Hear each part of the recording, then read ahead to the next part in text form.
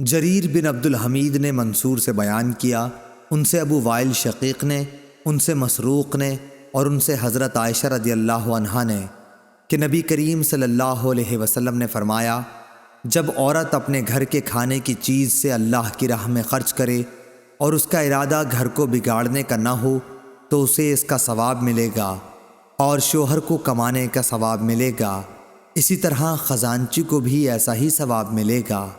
صحیح بخاری حدیث نمبر 1441۔ ابو بکر بن ابی اویس نے بیان کیا، ان سے سلیمان بن بلال نے، ان سے معاویہ بن ابی مزرد نے، ان سے ابو الحباب سعید بن یسار نے اور ان سے ابو ہریرہ رضی اللہ عنہ نے کہ نبی اکرم صلی اللہ علیہ وسلم نے فرمایا، کوئی دن ایسا نہیں جاتا کہ جب بندے صبح کو اٹھتے ہیں تو دو فرشتے آسمان سے نہ اترتے ہوں۔ ایک فرشتہ تو یہ کہتا ہے کہ اے اللہ، خرچ کرنے والے کو اس کا بدلہ دے، اور دوسرے کہتا ہے کہ اے اللہ، ممسک اور بخیل کے مال کو تلف کر دے۔ صحیح بخاری حدیث نمبر 1442۔ عبداللہ بن طاؤس نے بیان کیا، ان سے ان کے باپ طاؤس نے اور ان سے ابو ہریرہ رضی اللہ عنہ نے کہ نبی کریم صلی اللہ علیہ وسلم نے فرمایا کہ بخیل اور صدقہ دینے والے کی مثال ایسے دو شخصوں کی طرح ہے جن کے بدن پر لوہے کے دو کرتے ہیں۔ دوسری سند امام بخاری نے کہا، اور ہم سے ابو الیمان نے بیان کیا، کہا کہ ہمیں شعیب نے خبر دی، کہا کہ ہمیں ابو زناد نے خبر دی کہ عبداللہ بن ہرمز اعرج نے ان سے بیان کیا، اور انہوں نے ابو ہریرہ رضی اللہ عنہ سے سنا، اور ابو ہریرہ رضی اللہ عنہ نے نبی کریم صلی اللہ علیہ وسلم کو یہ کہتے سنا کہ بخیل اور خرچ کرنے والے کی مثال ایسے دو شخصوں کی سی ہے جن کے بدن پر لوہے کے دو کرتے ہوں، چھاتیوں سے ہنسلی تک۔ جب خرچ کرنے کا عادی سخی خرچ کرتا ہے تو اس کے تمام جسم کو وہ کرتا چھپا لیتا ہے، یا راوی نے یہ کہا کہ تمام جسم پر وہ پھیل جاتا ہے اور اس کی انگلیاں اس میں چھپ جاتی ہیں اور چلنے میں اس کے پاؤں کا نشان مٹتا جاتا ہے۔ لیکن بخیل جب بھی خرچ کرنے کا ارادہ کرتا ہے تو اس کرتے کا ہر حلقہ اپنی جگہ سے چمٹ جاتا ہے۔ بخیل اسے کشادہ کرنے کی کوشش کرتا ہے لیکن وہ کشادہ نہیں ہو پاتا۔ عبداللہ بن طاؤس کے ساتھ اس حدیث کو حسن بن مسلم نے بھی طاؤس سے روایت کیا، اس میں دو کرتے ہیں۔ صحیح بخاری حدیث نمبر 1443۔ جعفر بن ربیعہ نے بیان کیا، انہوں نے عبد الرحمن بن ہرمز سے سنا، کہا کہ میں نے ابو ہریرہ رضی اللہ عنہ سے سنا، انہوں نے حضرت صلی اللہ علیہ وسلم سے پھر یہی حدیث بیان کی، اس میں دو ذرہیں ہیں۔ صحیح بخاری حدیث نمبر 1444۔ سعید بن ابی بردہ نے بیان کیا، ان سے ان کے باپ ابو بردہ نے ان کے دادا ابو موسیٰ اشعری سے کہ نبی کریم صلی اللہ علیہ وسلم نے فرمایا کہ ہر مسلمان پر صدقہ کرنا ضروری ہے۔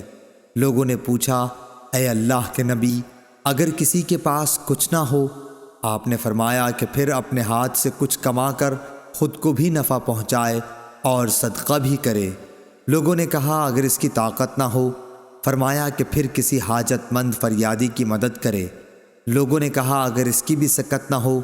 فرمایا پھر اچھی بات پر عمل کرے اور بری باتوں سے باز رہے، اس کا یہی صدقہ ہے۔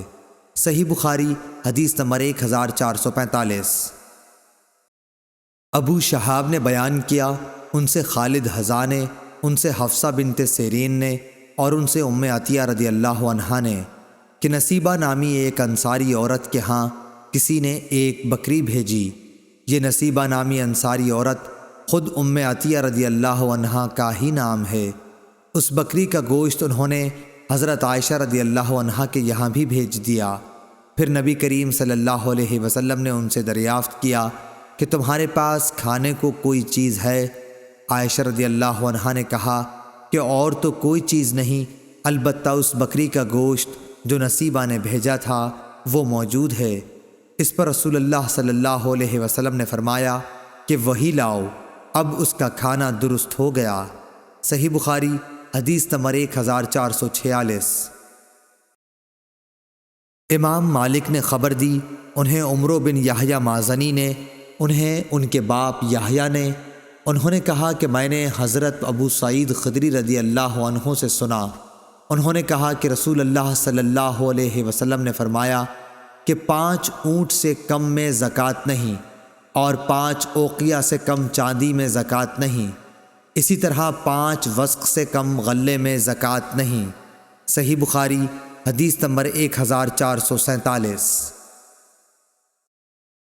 ثمامہ بن عبداللہ نے بیان کیا، ان سے انس رضی اللہ عنہ نے کہ ابو بکر صدیق رضی اللہ عنہ نے انہیں اپنے دور خلافت میں فرض زکوٰۃ سے متعلق ہدایت دیتے ہوئے اللہ اور رسول کے حکم کے مطابق یہ فرمان لکھا کہ جس کا صدقہ بنت مخاض تک پہنچ گیا ہو اور اس کے پاس بنت مخاض نہیں بلکہ بنت لبون ہے تو اس سے وہی لے لیا جائے گا، اور اس کے بدلے میں صدقہ وصول کرنے والا 20 درہم یا 2 بکریاں زائد دے دے گا، اور اگر اس کے پاس بنت مخاض نہیں ہے بلکہ ابن لبون ہے تو ابن لبون ہی لے لیا جائے گا، اور اس صورت میں کچھ نہیں دیا جائے گا، وہ مادہ یا نر اونٹ جو تیسرے سال میں لگا ہو۔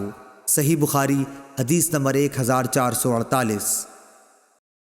اسماعیل نے ایوب سے بیان کیا اور ان سے عطا بن ابی رباح نے کہ ابن عباس رضی اللہ عنہ نے بتلایا، اس وقت میں موجود تھا جب رسول اللہ صلی اللہ علیہ وسلم نے خطبے سے پہلے نماز عید پڑھی، پھر آپ نے دیکھا کہ عورتوں تک آپ کی آواز نہیں پہنچی، اس لیے آپ ان کے پاس بھی آئے۔ آپ کے ساتھ بلال رضی اللہ عنہ تھے جو اپنا کپڑا پھیلائے ہوئے تھے۔ آپ نے عورتوں کو واعظ سنایا اور ان سے صدقہ کرنے کے لیے فرمایا، اور عورتیں اپنا صدقہ بلال رضی اللہ عنہ کے کپڑے میں ڈالنے لگیں۔ یہ کہتے وقت ایوب نے اپنے کان اور گلے کی طرف اشارہ کیا۔ صحیح بخاری حدیث نمبر 1449۔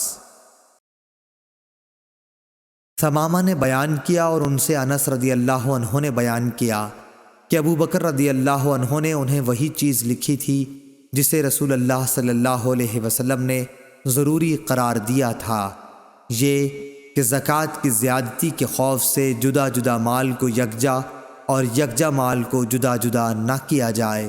صحیح بخاری حدیث نمبر 1450۔